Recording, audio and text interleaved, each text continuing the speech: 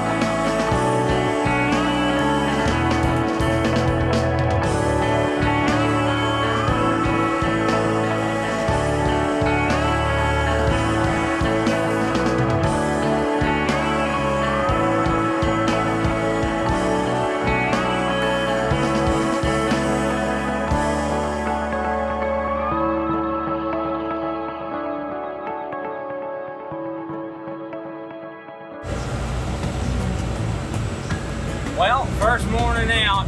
See what happens today. It's definitely rougher than they said. I'm catching a ton of big rockfish right now. Oh, yeah? Huge rockfish, yeah, 50 inches and stuff. Love it. Wow, man. Need a company field trip. Probably see some fishing lures on Right. on the gear. Right. Ain't nothing better than getting free fishing stuff. We better bring the net on here this year in case you see the big boys floating around. Probably catch more lures than we will crabs. Right. Nobody's catching any crabs. And It's if just you too guys cold. Catch any this week, send them down our way. Water temperatures drop back down in the 50s, and just crabs are just holding tight. I think we're going to catch one bushel. One bushel is that the? That's it. I think. Just one or two bushels. I hope you're wrong the other way. All right, first pots of the year. Here we go.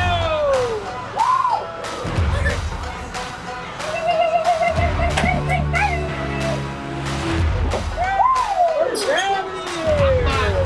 First one going in the basket. Go ahead.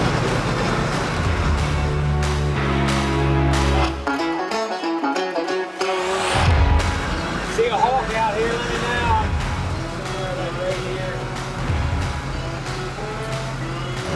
I think they're sucked under from the tide. The tide's pulling water about that, a couple like that.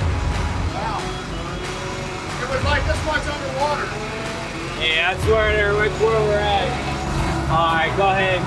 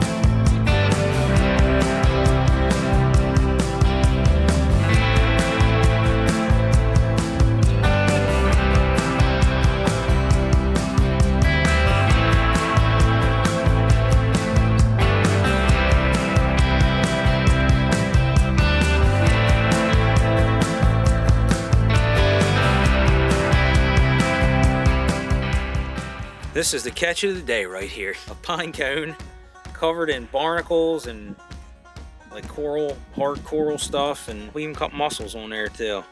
Something. There's a bloodworm in there. Never thought that a pine cone would become an underwater habitat. Pine cone, anything. It will literally grow on anything. That's pretty cool. I've never really seen one of them before. I think they usually float. So did you collect a lot of garbage today?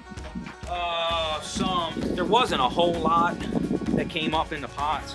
it was a tons and tons of grass and all kind of stuff. But like here, this one, I mean, this has little tiny, this is all tiny barnacles here. And then these are old, this is last year's barnacles here. These are fresh set. These are a little bit bigger. These are from this spring.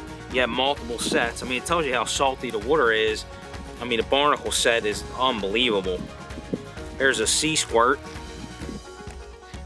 It's a tunicate. So it's a type of animal that is, you know, you mostly find in deeper water and on the bottom. They grow on oyster shells a lot and then make them less desirable when people buy them. And they stink and everything else. There's an anemone on here, like a tiny one. Oh, there's a bloodworm. So I mean, that's living in there, and in the mud that's in there. Let that thing bite you. Ooh, look at the teeth on that. Nasty. So that's an anemone. It opens up. It's round.